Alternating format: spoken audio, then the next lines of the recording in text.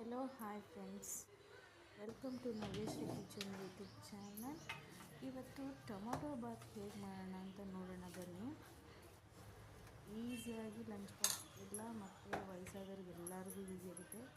ಯಾರೇ ನೆಂಟರು ಜಾಸ್ತಿ ಬಂದರೂ ಈಸಿಯಾಗಿ ಮಾಡ್ಬೋದು. ನೋಡಿ ಎಷ್ಟು ಪರ್ಫೆಕ್ಟಾಗಿದೆ. ಹೇಗೆ ಮಾಡೋಣ ನೋಡೋಣ ಬನ್ನಿ.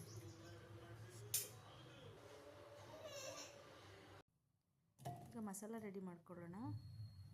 ನಾನು ಒಂದು ಈರುಳ್ಳಿ ಹಾಕ್ಕೊಂಡಿದ್ದೀನಿ, ಅರ್ಧ ಸ್ಪೂನ್ ಮೆಣಸು, 2 ಇಂಚ್ ಶುಂಠಿ, 3 ಗೆಡ್ಡೆ ಬೆಳ್ಳುಳ್ಳಿ, 5 ಗುಂಟೂರು ಮೆಣಸಿನ್ಕಾಯಿ, ಒಂದು 4 ಬ್ಯಾಡಗಿ ಮೆಣಸಿನ್ಕಾಯಿ, 2 ಟೊಮೊಟೊ, ಕೊತ್ತಂಬರಿ ಸೊಪ್ಪು.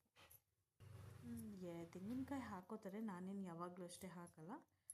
ಗ್ರೈಂಡ್ ಮಾಡ್ಕೊಂಡಿದ್ದೀನಿ. ಚಕ್ಕೆ ಮರ್ತುಬಿಟ್ಟಿದೆ, ಸೊ ಆಮೇಲೆ ಆ್ಯಡ್ ಮಾಡಿ ಗ್ರೈಂಡ್ ಮಾಡಿಕೊಂಡೆ. ಕುಕ್ಕರ್ ಇಡೋಣ ಬನ್ನಿ.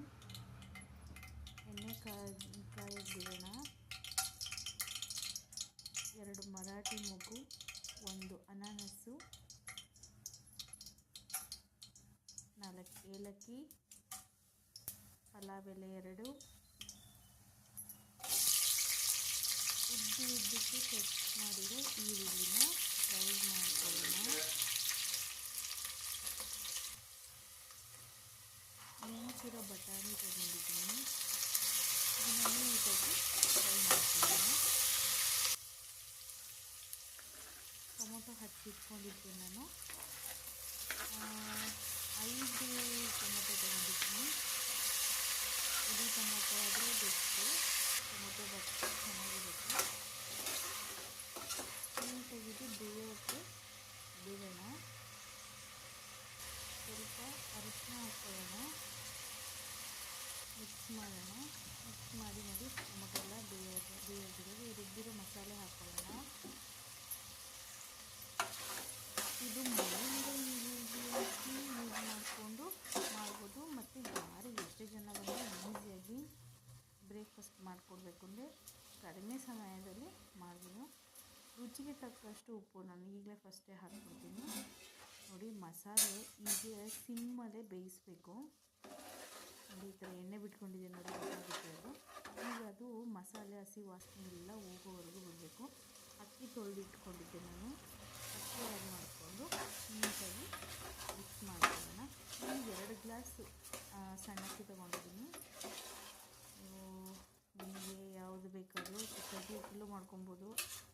ಯಾವ್ದು ಅವೈಲೇಬಲ್ ಇದೆ ಆ ರೈಸಲ್ಲಿ ಮಾಡ್ಕೊಳ್ಳಿ, ಯಾವುದ್ರಲ್ಲಿ ಮಾಡಿದ್ರು ಚೆನ್ನಾಗಿರುತ್ತೆ. ಮಿಕ್ಸ್ ಮಾಡ್ಕೊಂಡಿದ್ದೀನಿ. ನಾನು ನೀರನ್ನ 4.5 ಗ್ಲಾಸ್ ತೊಗೊಂಡಿದ್ದೆ, ಅದನ್ನು ಕಾಯಕ್ಕಿಟ್ಟಿದ್ದೀನಿ. ಇವಾಗ ಕಾದಿರೋದನ್ನ ನಾನು ನೀರನ್ನ ಡೈರೆಕ್ಟು ರೈಸ್ ಒಳಗಡೆ ಹಾಕ್ತಾಯಿದ್ದೀನಿ. 4.5 ಗ್ಲಾಸ್, 2 ಗ್ಲಾಸ್ ಅಕ್ಕಿಗೆ 4.5 ಗ್ಲಾಸು ನೀರು ಹಾಕ್ಕೊಳ್ಳೋಣ. ಇವಾಗ ಐ ಫ್ಲೇಮಲ್ಲೇ ಮಾಡೋಣ. ಈಗ ಸ್ವಲ್ಪ ಕುದಿಯೋವರೆಗೂ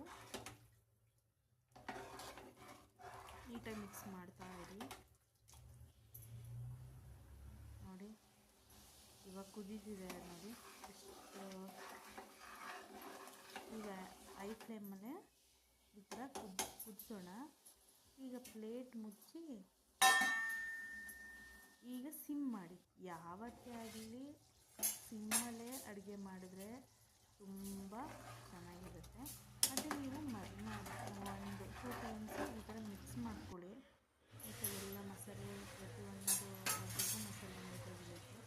ಎಲ್ಲರೂ ಕುಕ್ಕರ್ ಮಿಕ್ಸಿ ಮಾಡ್ತಾರೆ, ನಾನು ಯಾವಾಗಲೂ ಅಷ್ಟೇ ಓಪನಲ್ಲೇ ಮಾಡೋಕ್ಕೆ ಇಷ್ಟಪಡ್ತೀನಿ. ಓಪನಲ್ಲಿ ಮಾಡಿದಷ್ಟು ಟೇಸ್ಟ್ ಜಾಸ್ತಿ ಇರುತ್ತೆ.